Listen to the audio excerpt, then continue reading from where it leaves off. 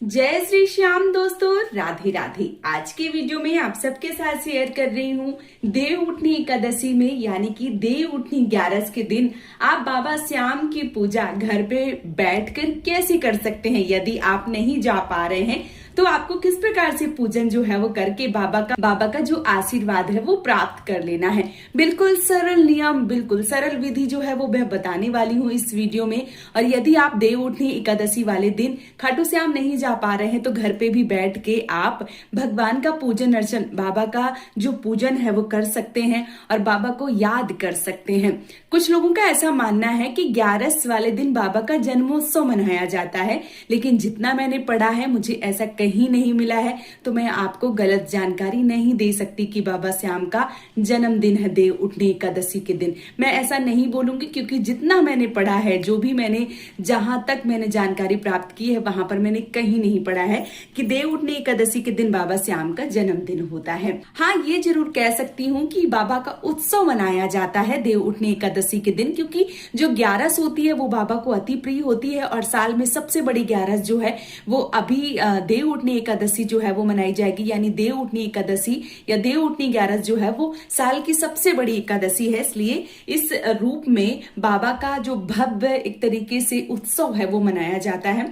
तो उस उत्सव में यदि आप नहीं जा पा रहे हैं तो घर पे ही बैठ के बाबा का जो आशीर्वाद है वो प्राप्त कर सकते हैं। किस प्रकार से प्राप्त कर सकते हैं, देखिए मैंने यहाँ पे एक चौकी ली हुई है और चौकी में एक पीले रंग का वस्त्र बिछाया है। जगह को पवित्र करना है आपको, फिर चौकी बिछाना है और फिर उसके बाद एक लाल या पीला जो भी कपड़ा आपको मिल जाए वो आपको बिछाना है।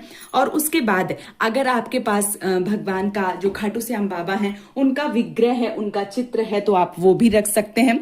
और यदि इस प्रकार की फोटो है तो आप इस प्रकार की फोटो रख सकते हैं।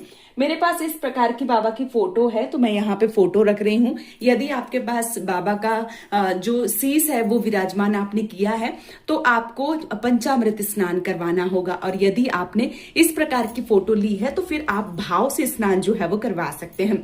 तो मैंने थोड़ा सा तिल का आसन दिया है क्योंकि एकादशी में चावल का आसन वर्जित बताया गया है, तो मैंने थोड़ा सा तिल का आसन दिया है। आप पुष्प का आसन भी दे सकते हैं और बाबा को विराजमान कर सकते हैं। अब देखिए हमें क्या करना होता है।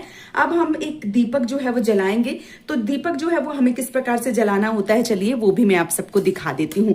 सबसे पहले कोई एक इस प्रकार की कोई भी प्लेट लेंगे, उसके ऊपर इस प्रकार से दीपक जो है वो रखेंगे और जो मान लीजिए कि दीपक है वो प्रज्वलित करेंगे। तो हमने यहाँ पे जो पुष्प हैं वो थोड़े से रख दिए हैं क्योंकि जब भी हम दीपक जलाते हैं तो ऐसे हम नहीं जलाते हैं। और इसके साथ ही साथ जो दीपक है वो हम जलाएंगे। तो आप चाहें तो घी का दीपक जला सकते हैं, लेकिन मैं यहाँ पे तिल के तेल का दीपक जला रही हूँ। यहाँ पे मैंने जो बाती है वो गोल ली हुई है, आप चाहें तो लंबी बाती जो है वो भी ले सकते हैं। मैं यहाँ पे ले रही हूँ तिल का तेल, आप घी से भी जला सकते हैं। ठीक है, मैं एकदम संपूर्ण चीजें जो है वो आप सबको दिखाती चल रही हूँ ताकि आपको कोई भी कंफ्यूजन ना हो, क्योंकि बहुत सारे लोगों का फिर प्रश्न आता है कि दीदी ऐसे नहीं किया आपने, ऐसे नहीं बताया। तो मैं सरल तरीके से सारी चीजें जो है वो आप सबको दिखाती चल रही हूँ, बताती चल रही हूँ। अब देखिए मैंने तिल के तेल का जो दीपक है वो इस प्रकार से जला दिया है। अब ये जो दीपक है ये जल गया है। अब हम क्या करेंगे, अब हम भाव स्वरूप बाबा को स्नान करवाएंगे। ठीक है, और हम दीपक का पूजन करेंगे। तो यहाँ पे हमने लिया है एक पुष्प और थोड़ा सा जल, और जल में आपको इस प्रकार से गंगा जल जो है वो जरूर मिला लेना है, इस बात का विशेष रूप से ध्यान रखें। तो मैंने यहाँ पे एक पुष्प लिया, पुष्प की मदद से हम थोड़ा सा जो जल है, जल का छींटा देंगे 3 बार और अपने दीपक का पूजन करेंगे। फिर हम 3 बार छींटा देके बाबा का जो स्नान है, स्नान के भाव से बाबा को स्नान जो है वो करवाएंगे। ठीक है, तो यदि जैसे मैंने बता दिया, यदि आपके पास शीश है तो आपको अच्छे से पंचामृत स्नान करवाना है। इस प्रकार की फोटो है तो आप भाव स्वरूप स्नान जो है वो करवा सकते हैं। हम सबसे पहले दीपक का पूजन करेंगे। तो दीपक को हम इस प्रकार से रोली कुमकुम चंदन से जो तिलक है वो लगाएंगे और अक्षत के रूप में यहाँ पे हम थोड़े से जो तिल है वो डालेंगे। देखिए तिल जरूर डालें, कहते हैं कि तिल डालने से घर में जो भी अलाय बलाएं, जो भी मुसीबतें होती हैं वो समाप्त हो जाती हैं। जैसे तिल चिटकते हैं वैसे हमारे घर से जो परेशानियां हैं वो समाप्त हो जाती हैं। तो इस प्रकार से जो तिल है वो जरूर डालें। अब हम बाबा को जो तिल है वो समर्पित करेंगे। तो यहाँ पे हमने बाबा को जो तिल है वो समर्पित कर दिए हैं। इसके साथ ही साथ भाव स्वरूप जो वस्त्र है वो आपको समर्पित करने होते हैं। तो यदि आपके पास कोई भी लाल पीला कपड़ा है तो वो आप समर्पित कर दीजिए, और यदि आपके पास कोई भी कपड़ा नहीं है तो आप वस्त्र की भाव से जो कलावा है वो समर्पित कर सकते हैं। देखिए, वस्त्र के भाव से मैंने कलावा जो है वो भी समर्पित कर दिया है। और पीला यदि आपके पास कोई कपड़ा है तो आप कपड़ा जो है वो जरूर बाबा को ओढ़ाएं। नया कपड़ा है, क्योंकि पीला जो पीतांबर है, पीला जो वस्त्र है वो बाबा को बहुत ज्यादा प्रिय है। तो पीली अगर कोई भी आपके पास चुनरी है, मतलब कोई कपड़ा है, कोई नया कपड़ा मिल जाता है बहुत आसानी से, जो पूजा पाठ वाली दुकानें होती हैं तो वहां से आप ला सकते हैं। ठीक है, अब हम क्या करेंगे, अब हम बाबा को जो चंदन है उससे तिलक करेंगे। तो इस प्रकार से हमने चंदन जो है वो लेके और बाबा को इस प्रकार से जो चंदन का तिलक है वो लगाएंगे। तो इस प्रकार से मैंने बाबा को चंदन का तिलक लगा दिया है, और इसके साथ ही साथ जो मैंने अक्षत के रूप में तिल लिए हैं वो भी लगा दिए हैं। अब इसके साथ ही साथ अब हमें क्या करना है, देखिए, अब इत्र की, जैसे मैं बहुत सारे अपने वीडियो में बताती हूँ कि बाबा को इत्र की सेवा जो है वो जरूर दीजिए। तो आप चाहें तो रुई की मदद से थोड़ा सा इत्र जो है वो लेके और बाबा को लगा सकते हैं, और या आप चाहे ही लगा सकते हैं तो हाथ में ही इस प्रकार से थोड़ा सा इत्र जो है वो लेके और इस प्रकार से आप भाव स्वरूप जो इत्र है वो बाबा को जरूर लगाइए। तो यहाँ पे इत्र की सेवा जो है वो बाबा को जरूर देना है, क्योंकि एकादशी जो है, 11 जो है वो बहुत बड़ी होती है, और इसमें हमें बाबा को जो इत्र की सेवा है वो जरूर देनी होती है। अब देखिए, जो भी चीजें हैं आपके पास वो चीजें आप ले लीजिए। जो चीजें नहीं है उनके बारे में मैं नहीं बोलूंगी कि नहीं आपको लेना ही है। तो अब मैं क्या कर रही हूँ, मेरे पास है तो मैं चढ़ा दे रही हूँ। यदि आपके पास है, मिल जाता है तो आप जरूर लाएं।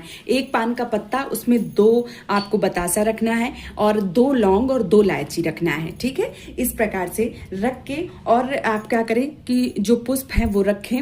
अगर आपको गुलाब का फूल मिल जाता है बहुत उत्तम है।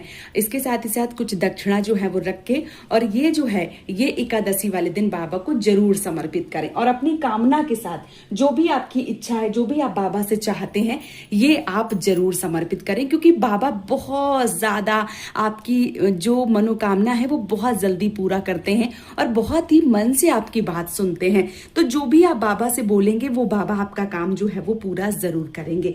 इसके साथ ही साथ आज के दिन आप बाबा को खीर चूरमा का भोग लगा सकते हैं। यदि कुछ नहीं है, मैं सरल पूजा आपको दिखा रही हूँ, यदि कुछ नहीं है तो आप बतासे का भोग लगा सकते हैं। कोई मिठाई है तो कोई मिठाई का भोग लगा दीजिए। यहाँ पे मैंने जो बतासे हैं वो रख दिए हैं। इसके साथ ही साथ मैंने यहाँ पे अपने हाथों से ही गुलाब जामुन जो है वो बनाए थे, तो वो भी मैं यहाँ पे रखे दे रही हूँ इस प्रकार से। और हाथ जोड़ के बाबा से प्रार्थना करेंगे कि बाबा जो भी मैं मन से, क्योंकि बाबा तो भाव के भूखे हैं ना, तो बाबा जो भी मन से मैं आपको दे रही हूँ, आपको चढ़ा रही हूँ, वो आप प्रसाद भोग जो है वो स्वीकार करें। इस प्रकार से बाबा से जो अपनी कामना है उसको जरूर बोलिए। अगर हमने भोजन रखते हैं या प्रसाद रखते हैं, कोई भी मीठा रखते हैं, तो पानी देने की आवश्यकता होती है, यानी जल जो है वो रखने की आवश्यकता होती है। तो यहाँ पे मैं 1 लोटा जल जो है वो भी रख दे रही हूँ। ठीक है, तो इस प्रकार से आपको जल जो है वो भी रख देना है। अब हमें क्या करना है, जो भी आपके पास फल हो, मैं हमेशा बोलती हूँ कि केला है तो केला जरूर चढ़ाएं। और देखिए, यदि नारियल का प्रसाद आप बाबा को एकादशी वाले दिन प्रसाद के रूप में चढ़ा रहे हैं तो आप इस प्रसाद को तोड़कर खा सकते हैं, इस नारियल को तोड़कर खा सकते हैं। और यदि आपने अर्जी का नारियल लगाया है तो उस अर्जी के नारियल को जब आपकी अर्जी पूरी हो जाती है तो उसको जल प्रवाहित कर दिया जाता है, उसको फिर अपने घर में नहीं रखा जाता है और ना ही उसको फोड़ा जाता है। तो मैं यहाँ पे बाबा को नारियल का प्रसाद जो है वो समर्पित कर रही हूँ। तो मैंने यहाँ पे जो केले हैं वो लिए हुए हैं और इसके साथ ही साथ नारियल जो है वो लिया हुआ है, तो ये मैं बाबा को जो है वो समर्पित कर रही हूँ। तो इसी प्रकार से हम बाबा को जो भी चीजें हैं वो समर्पित कर देते हैं। ठीक है, तो यहाँ पे मैंने ये चीजें जो है वो समर्पित कर दी हैं। देखिए, यदि आपके पास गुलाब का फूल है तो आप गुलाब का फूल समर्पित करें। यदि आपने अपने घर पे फूल जो है वो लगा रखे हैं तो आप तोड़ के बाबा को फूल जो है वो समर्पित करें। बाजार से ला रहे हैं तो बाजार से समर्पित करें, नहीं है तो जैसे मैंने फूल जो है वो समर्पित किए हैं गेंदे वाले, और इस प्रकार से मैं अपने ही गमले से जो है वो लेके थोड़े से जो पुष्प है वो समर्पित कर रही हूँ बाबा को। तो इस प्रकार से जो पुष्प है वो आप समर्पित कर सकते हैं। अब देखिए एकादशी, जैसे देवउठनी एकादशी बहुत बड़ी एकादशी होती है, बहुत बड़ा दिन होता है, तो इस दिन हमें ओम जो है वो जरूर करना चाहिए। तो यहाँ पे मैंने उपला लिया है, उस पर थोड़ा सा कपूर जो है वो डाला है। आप आम की लकड़ी से जला सकते हैं या आप जो नारियल होता है, सूखा नारियल, उसको भी जला के हवन जो है वो कर सकते हैं। तो यहाँ पे हम छोटा सा हवन जो है वो करेंगे, तो बिल्कुल छोटा सा हवन जो है वो हम करेंगे यहाँ पे। तो यहाँ पे हमने जो कपूर है वो लिया हुआ है और इस प्रकार से उपले जो है वो लेके और यहाँ पे हम छोटा सा हवन जो है वो करने वाले हैं। यहाँ पे मैंने जो उपला है वो जला दिया है। अब हमें क्या करना है, अब हमें इस हवन कुंड का पूजन करना है। तो हवन कुंड का पूजन जो है वो पूरी विधिवत रूप से आप सारी चीजें जो है वो कीजिए। यहाँ पे मैंने जो हवन कुंड है उसमें जो तिलक है वो लगा दिया है। इसके साथ ही साथ जो हवन कुंड है उसमें मैं थोड़े से जो पुष्प हैं वो भी समर्पित कर रही हूँ। इस प्रकार से आप अगर हैं आपके पास तो जो पुष्प हैं वो आपको जरूर समर्पित करना है। इसके साथ ही साथ मैं थोड़े से जो तिल है वो लूंगी और यहाँ पे इस प्रकार से समर्पित करूंगी। ठीक है, अब देखिए इस प्रकार से जो हवन है वो आपको जरूर करना होता है और हवन में आप 3, 5, 7 आहुतियां जो है वो दे सकते हैं। तो यहाँ पे मैंने हवन सामग्री, पंचमेवा और इसके साथ ही साथ जो लौंग है, कपूर है, ये सारी चीजें जो है वो मिला के हम जो आहुतियां हैं वो दे रहे हैं। तो यहाँ पे देखिए आप 3 या 5 या 7 आहुतियां जो है वो दे सकते हैं। तो आहुतियां जो है वो जरूर दें, या यूं कहूं कि इस दिन हवन जो है वो आपको जरूर करना चाहिए। तो यहाँ पे मैं एक साथ सारी जो सामग्री है वो यहाँ पे इस प्रकार से छोड़ दूंगी और इसी प्रकार से जो छोटा सा हवन है वो जरूर करना होता है आपको। हवन का बहुत ज्यादा जो लाभ है वो मिलता है और हवन जो है वो मैं अक्सर आप सबको बताती हूँ कि बाबा को ओम जो है वो जरूर देना है। बहुत ज्यादा यदि नहीं कर पाते हैं तो छोटी सी ही पूजा करें, लेकिन ओम जो है वो आपको जरूर देना है। अब देखिए मैंने छोटा सा जो हवन है वो भी कर दिया है और इसी प्रकार से साधारण तरीके से आपको हवन करना है। अब बाबा को प्रणाम करना है, हाथ जोड़ना है कि प्रभु इस पूजा में यदि मेरे से कोई भी त्रुटि हुई हो तो मुझे माफ करें और जो भी आपकी कामना हो उस कामना को बोलें कि भगवान बाबा मेरी सुन लीजिए। आपका संतान के प्रति क्या कर्जा है, मकान है या कोई प्लॉट है, कुछ भी आप लेना चाहते हैं। कई सारे लोगों के कई तरीके के प्रश्न आते हैं, तो आप सब हाथ जोड़ के निवेदन कीजिए, बाबा से प्रार्थना कीजिए और अपनी कामना के लिए बाबा से जरूर बोलिए कि बाबा ये हमारी कामना है, ये इच्छा है, ये आपको पूरा जो है वो जरूर करना है। इस प्रकार से आपको लेके और बाबा से अपनी जो कामना है वो कह के प्रणाम करना होता है। लास्ट में जो है वो बाबा की आरती करें आप। तो इस प्रकार से धूप लेके, ये धूप बत्ती जो है वो लेके आरती कर सकते हैं या जो आपने दीपक जलाया उससे भी आरती कर सकते हैं।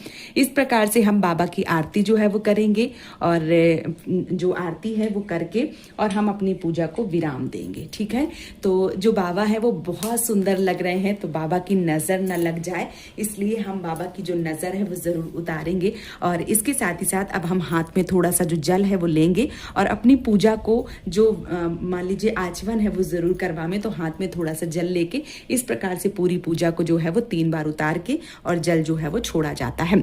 तो इस प्रकार से बाबा श्याम की घर पे ही सरल तरीके से पूजा करके आप देवउठनी 11 में या सबसे साल की बड़ी 11 में बाबा से जो आशीर्वाद है वो प्राप्त कर सकते हैं और अपनी समस्त मनोकामनाओं को पूरा कर सकते हैं। और इस दिन आप खीर चूरमा का भोग लगावें, जो भी आपके पास है। मैंने कम सामान इसलिए दिखाया क्योंकि कई बार लोग कहते हैं कि दीदी भगवान भाव के भूखे हैं, तो मैं बिल्कुल इस बात से आपकी एग्री हूँ कि बाबा जो है वो भगवान जो है वो आपके भाव के भूखे हैं। तो भाव से आप जो भी चीजें जो है वो चढ़ाते हैं वो बाबा स्वीकार करते हैं। तो आप कम सामान में, ज्यादा सामान में, जैसी आपकी सामर्थ्य है उस प्रकार से आप बाबा को मना सकते हैं, बाबा को रिझा सकते हैं और बाबा से अपनी बात मनवा सकते हैं। तो ये सरल पूजा आप सबको कैसी लगी आप हमें जरूर बताइए और यदि वीडियो पसंद आया है तो चैनल को सब्सक्राइब करके वीडियो को लाइक कीजिए ताकि और बाबा श्याम के ऐसे ही बहुत सारे जो पूजा हैं, बहुत सारे उपाय जो हैं वो आपको देखने को समय समय पर मिलते रहें। आज का ये वीडियो मैं यहीं पे समाप्त करूंगी। बहुत जल्दी मिलूंगी एक और नए वीडियो के साथ में। तब तक के लिए जय श्री श्याम दोस्तों, राधे राधे।